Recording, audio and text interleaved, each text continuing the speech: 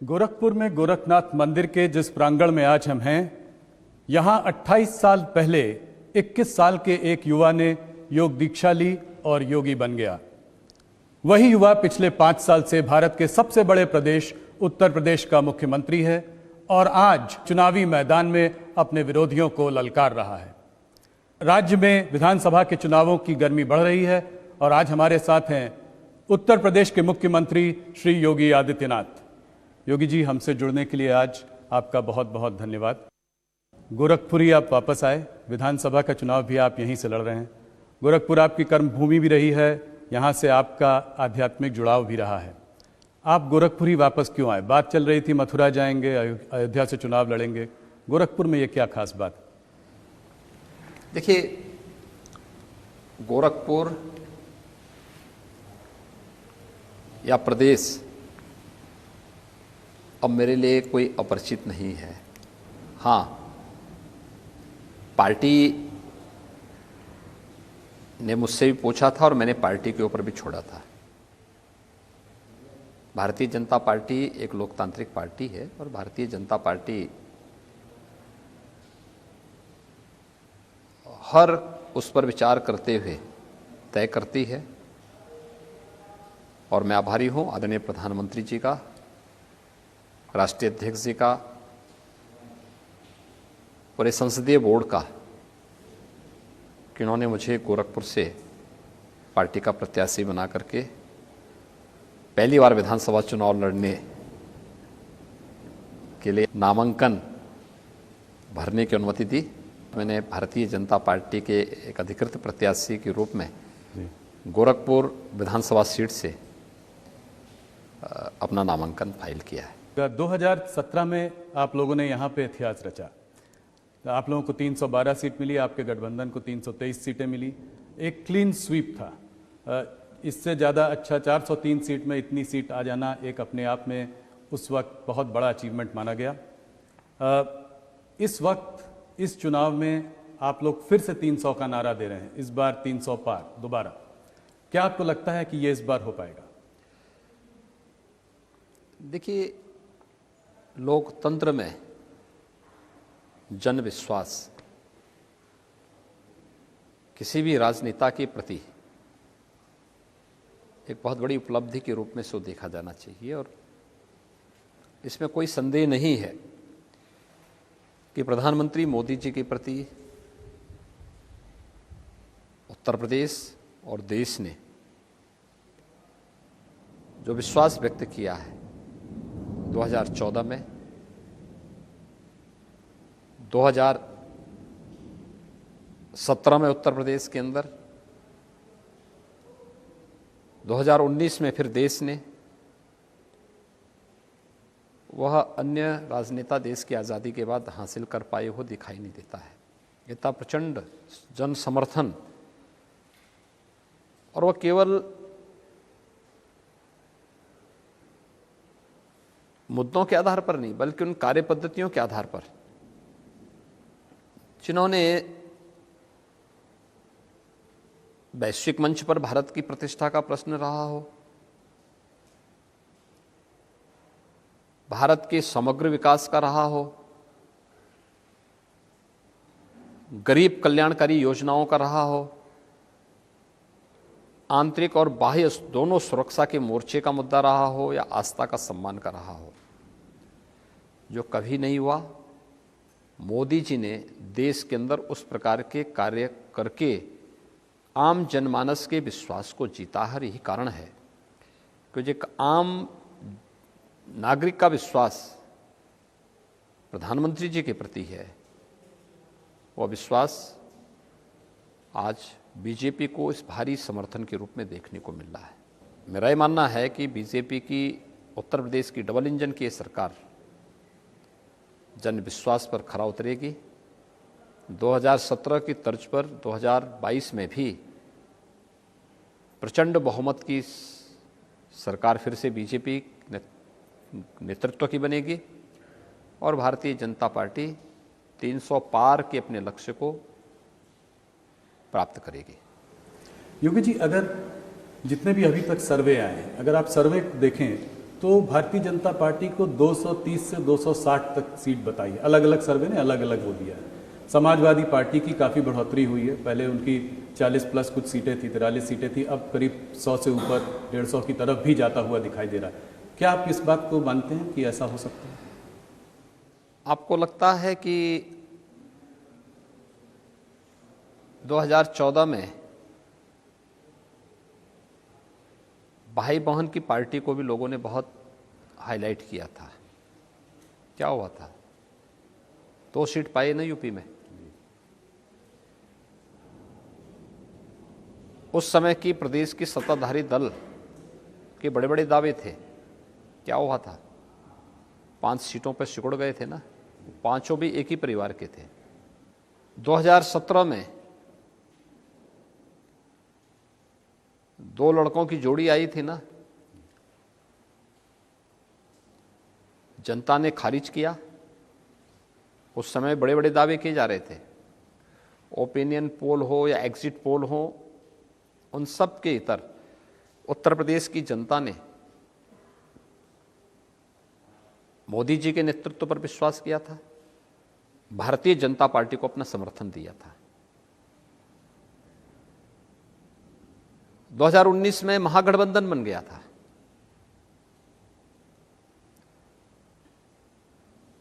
सपा, बसपा, कांग्रेस, लोकदल और भी अन्य तमाम लोग उसके साथ जुड़ गए थे। परिणाम क्या रहा? भारतीय जनता पार्टी 64 सीट पाकर के नंबर 1 पर थी। नंबर 2 पर जो थी वो मात्र 10 सीटें पाई थी, बहुजन समाजवादी पार्टी। समाजवादी पार्टी मात्र 5 सीटों पर सिमट गई और कांग्रेस 1 सीट पाई।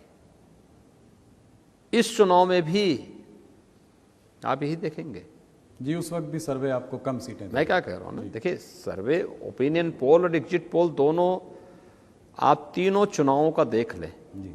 तीनों चुनावों में क्या ट्रेंड है और मतदान का ट्रेंड क्या है। मोदी जी की लोकप्रियता में कोई कमी नहीं, बढ़ोतरी हुई है। जी। वैश्विक मंच पर भारत की प्रतिष्ठा बढ़ी है। आंतरिक और बाह्य सुरक्षा के मोर्चे पर भारत पहले की तुलना में 7 वर्ष पूर्व की तुलना में बहुत बेहतर स्थिति में है। उत्तर प्रदेश के अंदर 5 वर्ष के दौरान सुरक्षा के मुद्दे पर एक बेहतरीन स्थिति में हम लोग आए हैं। निवेश की व्यापक संभावनाएं यूपी के अंदर बनी हैं। रोजगार के सृजन हुए हैं। युवाओं को नौकरी पारदर्शी तरीके से मिलती हुई दिखाई दी है। अन्नदाता किसानों के भविष्य के लिए और अन्नदाता किसानों की खुशहाली के लिए नया करने की एक व्यवस्था हुई। ऋण माफी से लेकर के प्रधानमंत्री किसान सम्मान निधि और लाखों हेक्टेयर लैंड को सिंचाई की अतिरिक्त क्षमता विकसित करने की कार्रवाई। एमएसपी से लागत का 1.5 गुना दाम किसान को आज प्राप्त हो रहा है। बहुत सारी चीजें हैं। तो डबल इंजन की सरकार का लाभ उत्तर प्रदेश के अंदर मिला है। तो ये सभी चीजें जुड़ेंगी तो 300 का पार बीजेपी पाएगी। और आपने देखा होगा, आप पिछले 6 महीने के अंदर देखें, 6 महीने पहले सपा गठबंधन कहा था, 3 महीने पहले कहा था और 1 महीने पहले कहा था, और आज कहां पे है।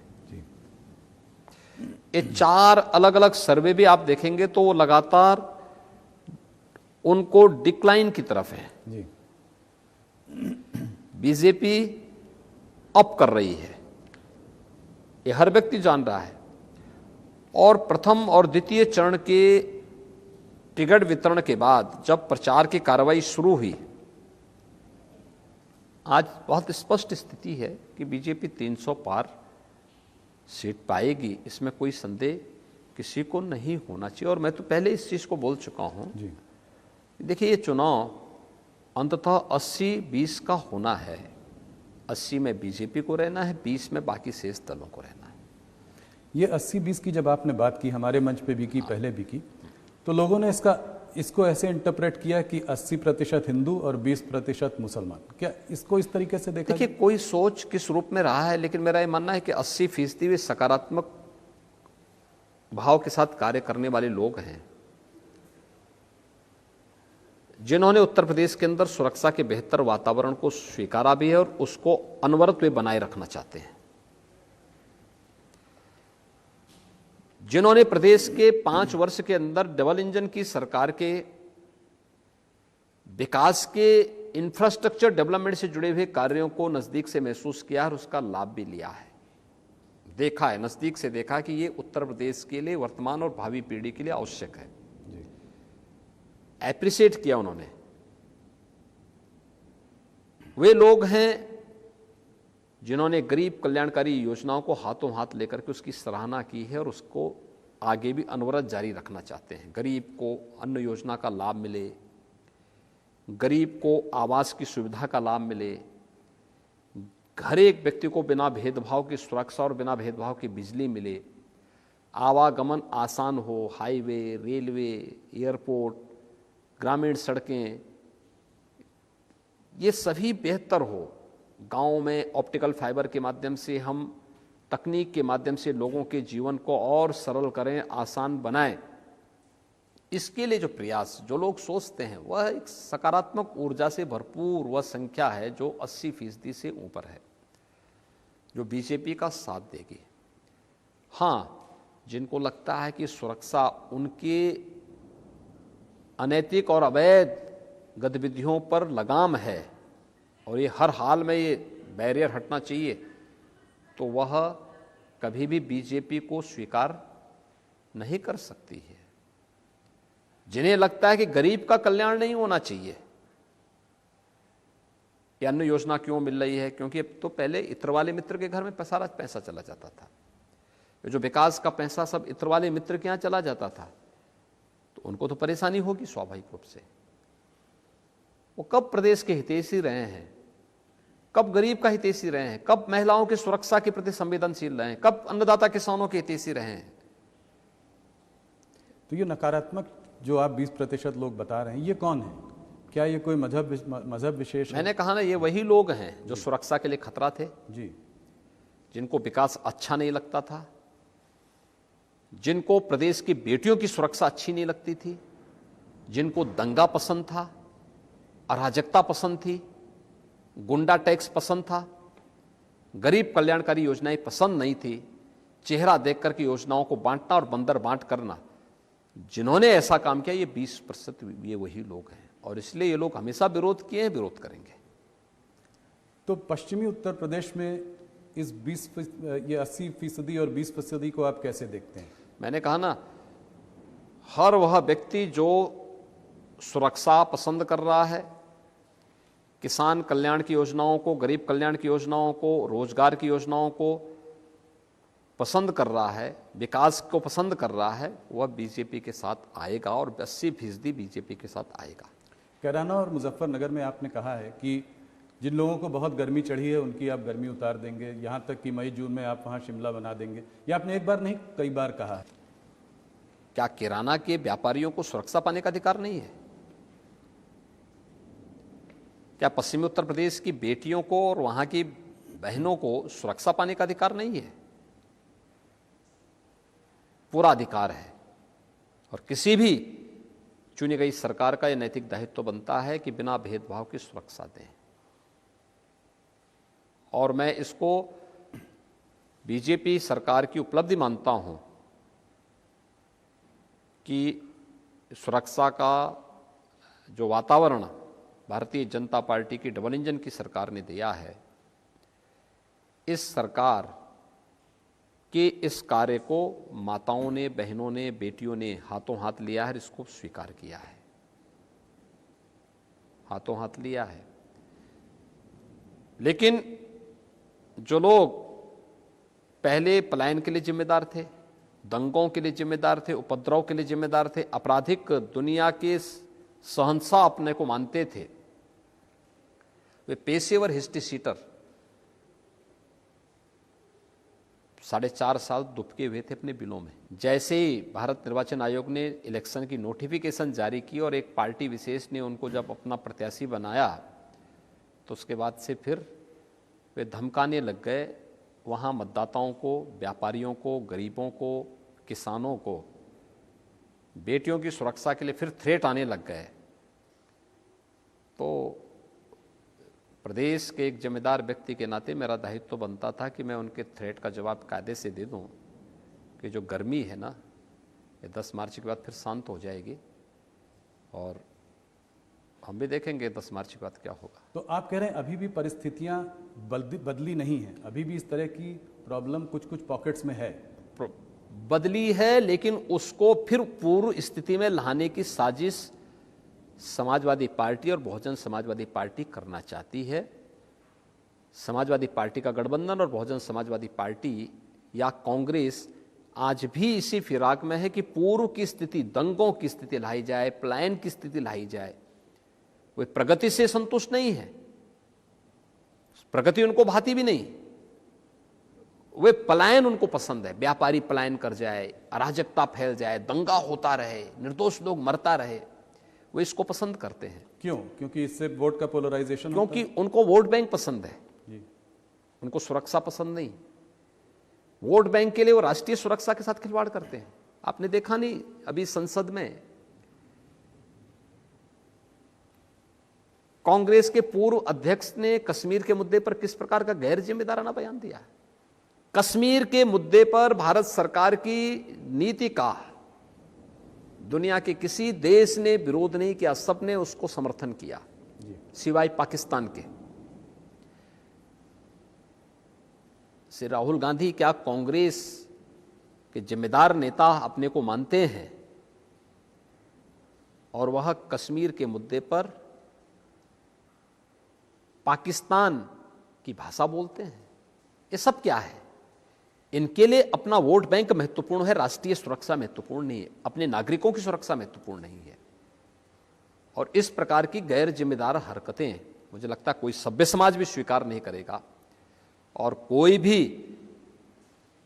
चुनी गई लोकतांत्रिक सरकार इसको स्वीकार नहीं कर सकती और फिर बीजेपी तो कतई स्वीकार नहीं कर सकती।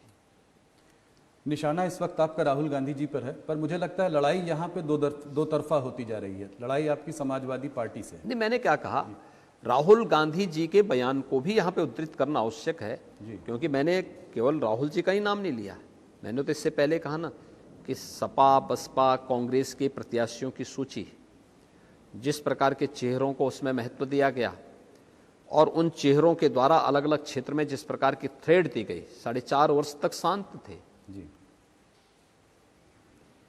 अचानक टिकट घोषित होते ही उनकी गर्मी चढ़ने लग गई, तो उस गर्मी का जवाब भी आवश्यक था। आप ये बताइए कि आप एक बहुत बड़ा मुद्दा प्रदेश में ये मानते हैं कि लॉ एंड ऑर्डर की सिचुएशन आपने बहुत इंप्रूव की। ओवैसी जी पे गोली चल गई, उनके काफिले पे गोली चल गई, इसको आप कैसे देखते हैं? देखिए, हम लोकतंत्र में बैलेट पर विश्वास करते हैं, बुलेट पे नहीं। इस प्रकार की कोई भी घटना अस्वीकार्य है। मंच पे उनके अपने भाषण होंगे, हमारे अपने भाषण होंगे, हमारे मत वैचारिक मतभेद हो सकते हैं, लेकिन इस प्रकार की किसी को भी सुरक्षा के साथ खिलवाड़ करने की छूट नहीं दी जा सकती। एक दूसरा, मैं सभी दलों के नेताओं से भी इस बारे में अपील करूंगा कि मंच से भाषण देते समय इस बात को ध्यान में रखें कि हर वर्ग की भावनाओं का भी सम्मान होना चाहिए। हम वोट बैंक के लिए आस्था के साथ खिलवाड़ करने और जन भावनाओं को कुचलने का भी कुत्सित प्रयास कतई न करें, क्योंकि कहीं ना कहीं फिर उसके रिएक्शन देखने को मिलते हैं और इन चीज़ों का हमेशा ध्यान रखना पड़ेगा हर एक व्यक्ति को। तो आप ये कह रहे हैं कि ओवैसी जी ने पहले बहुत सारे बयान दिए। उन्होंने कहा है मोदी जी हरदम प्रधानमंत्री नहीं रहेंगे, योगी जी हरदम मुख्यमंत्री नहीं रहेंगे, जिस दिन ये हटेंगे उस दिन हम देख लेंगे। तो आपको लगता है ये इन सब चीज़ों की वजह से हो रहा है? नहीं, देखिए, ऐसा नहीं, सुरक्षा मिलनी चाहिए उनको और उनको राज्य सरकार ने सुरक्षा पहले से दे रखी है। हमने उनको Y+ की सुरक्षा पहले से दे रखी है और उनके पास सुरक्षा है और सुरक्षा उनको मिलनी भी चाहिए। राज्य के अंदर हर नेता को हम जो पहले से कार्यक्रम जिनके मिलते हैं उनको सुरक्षा भी दी जाती है। हाँ, ओवैसी जी जिन क्षेत्रों के दौरे पे गए थे उनका कोई भी पूर्व निश्चित कार्यक्रम जनपद, जिला प्रशासन को या राज्य सरकार को नहीं मिला था। लेकिन फिर भी अगर कहीं कोई कार्यक्रम है, सभा के लिए परमिशन लोगों ने लिए होगी, वो अपने आप में पर्याप्त है, उस आधार पर यह दायित्व बनता है सुरक्षा देने का। और पुलिस ने तत्परता से उन लोगों के खिलाफ कार्रवाई भी की है जो लोग इसमें सम्मिलित थे। ओवैसी को आप कितना बड़ा फैक्टर मानते हैं मुस्लिम वोटर्स के हिसाब से? देखिए, वो अपने दल के नेता हैं, हर दल का नेता बड़ा है, कोई छोटा नहीं कोई बड़ा नहीं, हर दल का नेता अपने आप में बड़ा है, हम उसको छोटा और बड़ा करके आंक नहीं सकते। जहां आप 80% और 20% की बात कर रहे हैं, वहां पे ऑपोजिशन समाजवादी पार्टी स्वामी प्रसाद मौर्य वो 85% और 15% की बात कर रहे हैं। वो इस चुनाव को बैकवर्ड वर्सेस फॉरवर्ड का कलर दे रहे हैं। आपको क्या लगता है, जहां हम राष्ट्रवाद की बात करते हैं वो जातिवाद की बात करते हैं, हम लोग विकास की बात करते हैं तो तुष्टीकरण की बात करते हैं, हम लोग जब गरीब कल्याण की बात करते हैं तो वे परिवारवाद की बात करते हैं। सच्चाई तो ये है कि नाम भले ही समाजवादी होगा, सोच तो परिवारवादी ही है और काम दंगावादी से आज भी उभर नहीं पाया है। ये प्रदेश का बच्चा बच्चा जानता है, जिन लोगों की सोच कभी परिवार से ऊपर उठ कर के नहीं जा पाई है, उन लोगों से आप ओबीसी समुदाय के कल्याण की बात करते हैं या अनुसूचित जाति के कल्याण की बात करते हैं, या उनसे आप किसी सामाजिक सौहार्द की अपेक्षा रखते हैं। ये सोच ही अपने आप में मुझे लगता है कि कोरी कल्पना के अलावा और कुछ नहीं। योगी जी, एक सवाल आपसे पूछना चाहूँगा।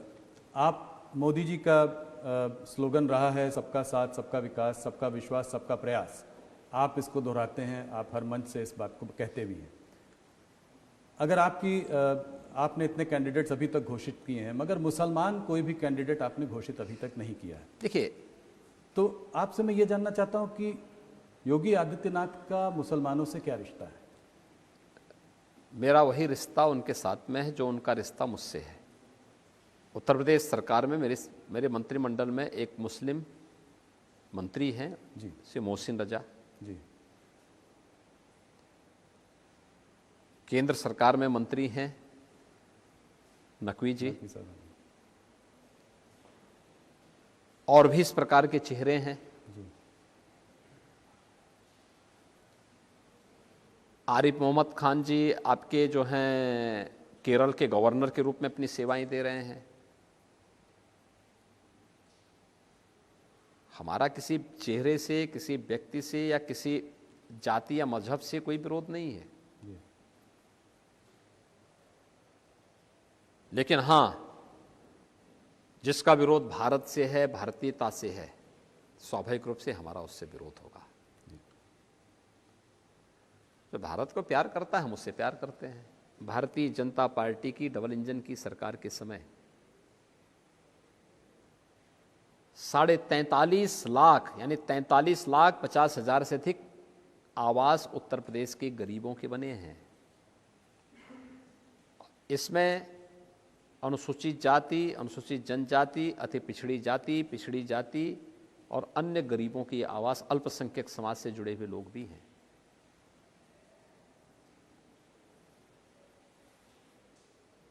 चेहरा देख करके योजना का लाभ नहीं दिया गया। आप कह रहे थे मुसलमान भी हैं, मैं क्या कर रहा हूं, सभी लोग इसमें तो वो हमारा नागरिक है भाई, क्यों नहीं उसको मिलना चाहिए जी। शासन की योजना में कोई भेदभाव नहीं, सबको सुरक्षा, सबको योजना का लाभ, सबको सम्मान, सबको, लेकिन तुष्टीकरण किसी का नहीं होगा।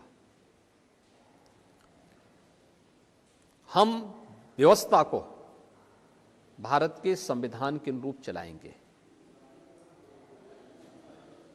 हमारी व्यवस्था व्यक्ति जाति मत और मजहब का आधार नहीं बन सकती।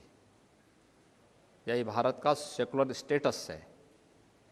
सेकुलरिज्म का मतलब हिंदू विरोध नहीं हो सकता,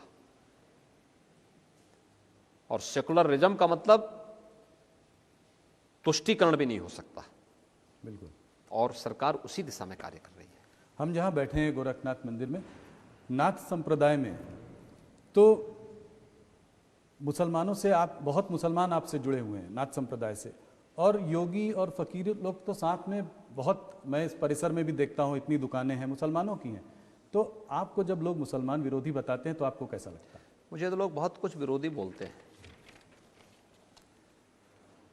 और हमारी जो पीठ है ना जी, ये शैव परंपरा की पीठ है। तो शैव परंपरा से दीक्षित होने के नाते हम लोग जहर पीते हैं और अमृत बांटने का काम करते हैं, तभी वही सच्चा योगी होता है। इसलिए सबके उसको पाते जाओ, लेकिन जो अच्छा होगा वो करते जाओ। ये सब हमें पाना है जी। और यही हम लोगों की उपलब्धि भी है सेवा की। लोग हम पे आरोप लगाएं, लांछन लगाएं, और उसके रूप में तमाम प्रकार का जो है वो करते जाएं। अलग अलग प्रकार के लोग अलग अलग प्रकार की बात करेंगे, लेकिन बिना रुके, बिना डिगे, बिना झुके और बिना डिगे लोक कल्याण के पथ पर निरंतर चलेंगे, सुरक्षा के पथ पर निरंतर चलेंगे, पार्टी के लोक कल्याण संकल्प पत्र को अक्षरशः लागू करेंगे। क्या आपको लगता है जाट और मुसलमान इस पर साथ में आ सकते हैं? देखिए, मुझे तो जमीन पे नहीं दिखाई देता है, और जो बयान हैं 2013, 2014 और कैराना का प्लान पश्चिमी उत्तर प्रदेश में कोई व्यक्ति नहीं भूल सकता। और टिकट घोषित होने के बाद जिस प्रकार के थ्रेट आए हैं एसपी बीएसपी के प्रत्याशियों के द्वारा, उसको भी पश्चिमी उत्तर प्रदेश का नागरिक कभी विस्मृत नहीं कर सकता। मुझे नहीं लगता है कि गौरव सचिन जैसे जाट युवकों और उसके बाद मारे गए सैकड़ों लोगों और गलत ढंग से फंसाए गए हजारों लोगों के अपमान को लोग भूल जाएं, मुझे नहीं लगता है। और जो वहाँ के रिएक्शन आ रहे हैं माताओं के, बहनों के, गांव के किसानों के, बुजुर्गों के, नौजवानों के, उसमें कहीं नहीं लगता है कि इस प्रकार का कोई समीकरण होगा। तो जाट आपसे छिटकता हुआ आपको नहीं दिखाई दे रहा है? आपको कैसे लगता है? जाट उसी 80 का पार्ट है जी, उससे बाहर कहां से हो जाएगा? ब्राह्मण वोट की अगर थोड़ा सा बात करें तो अखिलेश जी काफ़ी ब्राह्मण वोट को वो करना चाह रहे हैं। उन्होंने कहा है कि अगर हम सत्ता में आएंगे तो परशुराम जयंती भी मनाएंगे। इसको आप कैसे देखते हैं? देखिए, एक प्रबुद्ध समाज को आप गुमराह नहीं कर सकते। क्या एक प्रबुद्ध समाज इस बात को स्वीकार करेगा कि राम भक्तों पर गोली चलनी चाहिए? क्या वो स्वीकार करेगा कि पश्चिम में दंगे होते रहे या प्रदेश के अंदर दंगों की बाढ़ आती रहे? कभी नहीं स्वीकार करेगा, कभी नहीं स्वीकार कर सकता है। और फिर जिन लोगों के चरित्र को लोग देख चुके हैं, लोग तो क्या क्या नारा लगाते थे पहले जी, तो सब तो वही है, वही हवा है, वही सपा है, वही दंगे फसाद की उनकी मानसिकता आज भी है। बदला क्या है? बदला क्या है जिससे उसमें ब्राह्मण समाज विश्वास करे? कुछ तो एक ऐसी चीज दिखाई दे। आपका मानना है कि ब्राह्मण आप ही के साथ रहेगा? मैंने क्या कहा ना, जी, हमारे साथ समग्र समाज भारतीय जनता पार्टी के साथ है। हर वह व्यक्ति भारतीय जनता पार्टी के साथ में जो सुरक्षा चाहता है, विकास चाहता है, सुशासन का पक्षधर है और राष्ट्रवाद का पक्षधर है, वो भारतीय जनता पार्टी के साथ में है। योगी जी, 3 मंत्रियों ने आपको छोड़ा और 10 एमएलए भी आपको छोड़ कर गए। इसको आप कैसे देखते हैं? क्या पिछड़ा वर्ग थोड़ा सा बीजेपी से? देखिए, वहां से भी बहुत सारे लोग बीजेपी में आए हैं। जी, मुलायम सिंह जी के समधी फिरोजाबाद में सिरसागंज से बीजेपी में आए हैं, बीजेपी के प्रत्याशी भी हैं। उनके ऊपर ऐसे ही परिवारवाद का आरोप कम लगेगा, कुछ परिवार वालों को आपने ले लिया है। वो तो अंतहीन सिलसिला है, वो तो वहां पे वो कम नहीं होने वाला, वो सोच तो घूम फिर करके वही जानी है। जिनको लगता था कि वहां पे गलत हो रहा है, निर्णय लेने की क्षमता नहीं है, संगठन चलाने की भी सामर्थ्य नहीं रही है, वो लोग वहां से हटे हैं कि वहां डूबने से अच्छा है हम यहां बीजेपी में आएंगे। और जो बीजेपी में आ रहे हैं इस आश्वासन के साथ नहीं आ रहे कि टिकट पाएंगे। पार्टी की मेरिट में खड़े उतरेंगे तो पार्टी टिकट देगी, नहीं उतरेंगे तो पार्टी में कार्यकर्ता के रूप में काम करने को तैयार है। बहुत सारे लोगों ने बीजेपी ज्वाइन की है, एक लंबी श्रृंखला है इनकी। पिछड़े वर्गों के लिए आपका क्या मैसेज है, और आपके बैकवर्ड कौन से बड़े चेहरे हैं आज? देखिए, भारतीय जनता पार्टी में कौन ऐसा चेहरा नहीं है जो भारतीय जनता पार्टी में न हो? कौन से ऐसा चेहरा है? क्या भूपेंद्र यादव केंद्रीय मंत्री नहीं है? जी। क्या श्री केशव मौर्य जी उत्तर प्रदेश में डिप्टी सीएम नहीं है? क्या डॉक्टर दिनेश शर्मा जी भारतीय जनता पार्टी में डिप्टी सीएम के रूप में उत्तर प्रदेश की जनता की सेवा नहीं कर रहे हैं? प्रदेश के अंदर क्या से अनिल राजभर क्या कैबिनेट मंत्री के रूप में उत्तर प्रदेश में काम नहीं कर रहे हैं? या उत्तर प्रदेश के अंदर जयप्रकाश निषाद हमारे मंत्री हैं। एक लंबी श्रृंखला है, लेकिन सामाजिक न्याय को देखने के साथ साथ वे लोग योग्यता के आधार पर, मेरिट के आधार पर काम भी कर रहे हैं। लेकिन जिन लोगों को अभी भी परिवारवाद का चस्का लगा है, जिनको लगता था कि नहीं सामाजिक न्याय के नाम पर केवल उनके परिवार के लोगों को ही सब कुछ मिलता रहे, बाकी अन्य लोगों को न मिले,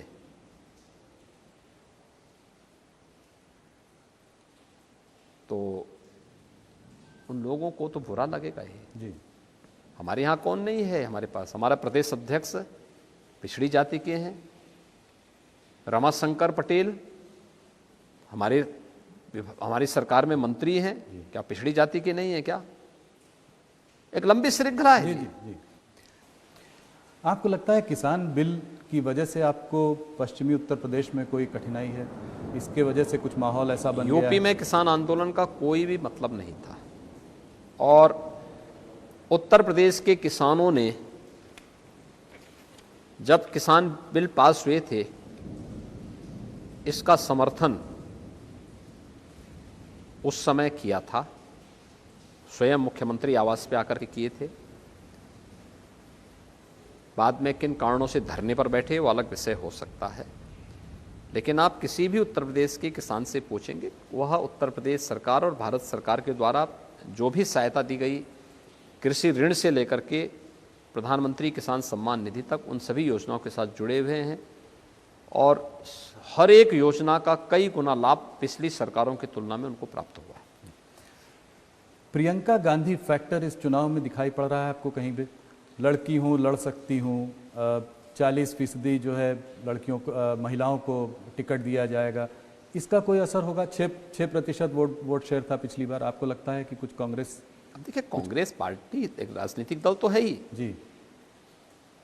अब उनको उतने लोग मिले कि नहीं मिले, एक प्रश्न तो ये। दूसरा ये है कि जनता जनार्दन कितना उनको पसंद करती है, कितनी उनकी लोगों की उपस्थिति है, ये भी देखती है। इसलिए जो है राजनीतिक दल के रूप में उनको चुनाव लड़ने का पूरा अधिकार है। जन समर्थन कितना मिलता है ये 10 मार्च बता ही देगा। अखिलेश यादव और शिवपाल जी के खिलाफ उन्होंने कोई कैंडिडेट खड़ा नहीं किया, कुछ साठगांठ है आपको लगता है? ये सांठगांठ तो 2019 में भी थी। इस दल आपस में मैच फिक्सिंग करके बीजेपी को रोकने के लिए एक दूसरे के प्रति इस प्रकार की सहानुभूति व्यक्त करते हैं। यहां पे ये पर्दाफाश हो भी गया। आपने 15 जनवरी को मायावती जी को जन्मदिन की शुभकामनाएं दी, कुछ पीछे बैकडोर कुछ बातें चल रही हैं कुछ? मैं सबको देता हूँ। अखिलेश जी के जन्मदिन पे अखिलेश जी को मैं बधाई देता हूँ, मायावती जी के जन्मदिन क्यों नहीं दूंगा जी? प्रदेश के मुख्यमंत्री के रूप में उन्होंने काम किया है और ठीक है, कम ज़्यादा हो सकता है जी। देखिए हम लोग पर कोई तालमेल बीजेपी के साथ? नहीं, कोई तालमेल कैसा तालमेल? बीजेपी अलग लड़ रही है, सपा अलग लड़ रही है, बसपा अलग लड़ रही है, लेकिन जन्मदिन पे बधाई क्यों नहीं देंगे? 2017 में भारतीय जनता पार्टी के चेहरा जो थे मोदी जी थे, प्रचंड बहुमत मिला। क्या ये कहना सही होगा कि इस बार जो भी आपको सीटें मिलेंगी वो एक आप पर रेफरेंडम होगा? देखिए, चुनाव पार्टी लड़ती है, हम लोग पार्टी के कार्यकर्ता के रूप में चुनाव का पार्ट हैं और हम लोगों ने जो कुछ भी किया है वह इसलिए नहीं किया है कि इसके बदले हम लोगों से वोट मांगे, ये इसलिए किया है क्योंकि हमारा दायित्व था। अपनी उस जवाबदेही का निर्वहन करने के लिए हम लोगों ने इस कार्य को किया है और हम चुनावी मैदान में इसलिए हैं जिससे जो सुरक्षा मिली है, जो डेवलपमेंट के कार्य प्रारंभ हुए हैं, जो गरीब कल्याणकारी योजनाएं प्रदेश के अंदर लागू हुई हैं और तीव्रता के साथ आगे बढ़ रही हैं, ये अनवरत चलते रहना चाहिए, इसमें और गति आनी चाहिए। इसके लिए भारतीय जनता पार्टी प्रदेश के अंदर आवश्यक है। अनुमान करिए, 70 वर्षों में प्रदेश के अंदर 12 गवर्नमेंट मेडिकल कॉलेज बने थे। आज डबल इंजन की सरकार 33 नए मेडिकल कॉलेज प्रदेश में बना रही है, जिसमें 17 चालू हो चुके हैं,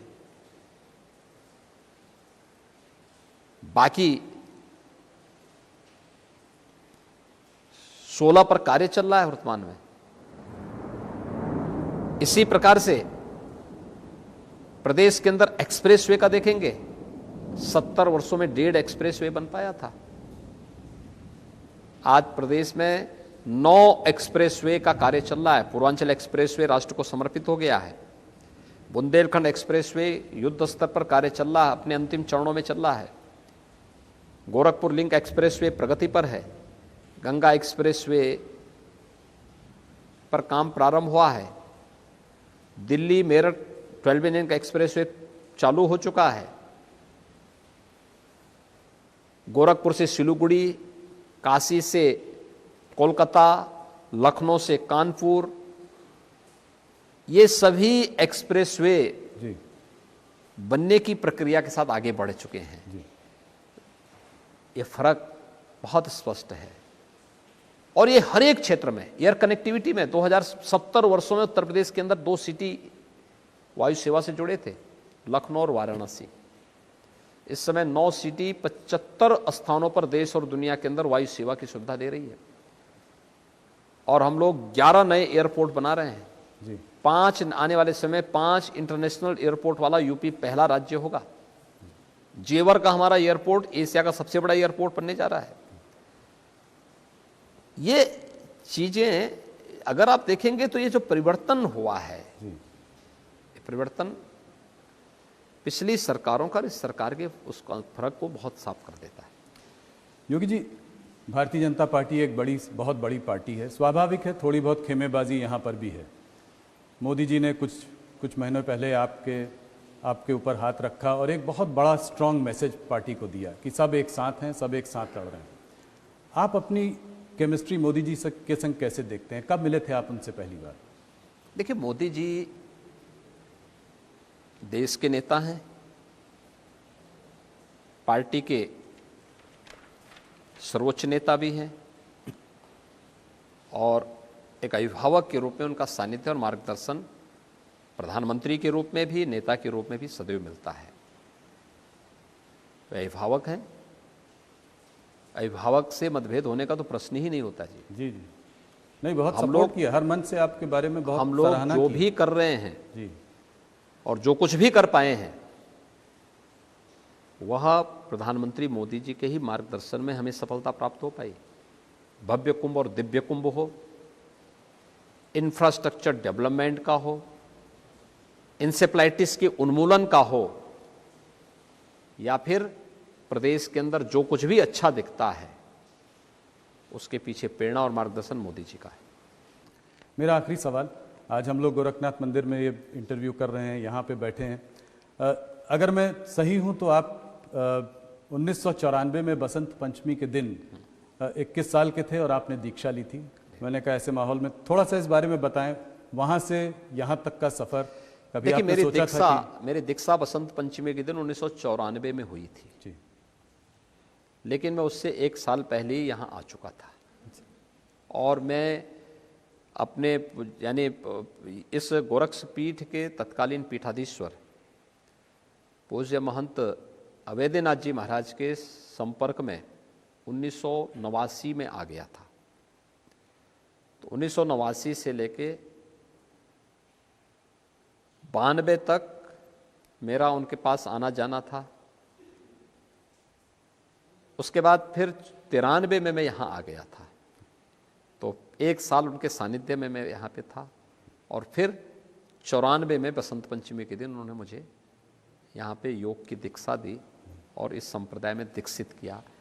तो बसंत पंचमी की वह तिथि थी जब मैंने इस संप्रदाय में विधिवत दीक्षा लेकर के प्रवेश किया था और मैं हमेशा उनको अपना आराध्य मानता रहा हूँ। और मेरे पूज्य गुरुदेव ही नहीं थे बल्कि मेरे लिए सब कुछ थे और आज भी मैं वही सम्मान वही भाव उनको प्रति रखता हूँ। योगी जी, आप हमसे जुड़े, आपने हमारे सारे सवालों का जवाब दिया। गोरखपुर से आपने नॉमिनेशन फाइल किया है। हम सब की ओर से आपको इस चुनाव के लिए बहुत बहुत शुभकामनाएं। बहुत बहुत धन्यवाद। धन्यवाद जी, बहुत बहुत धन्यवाद।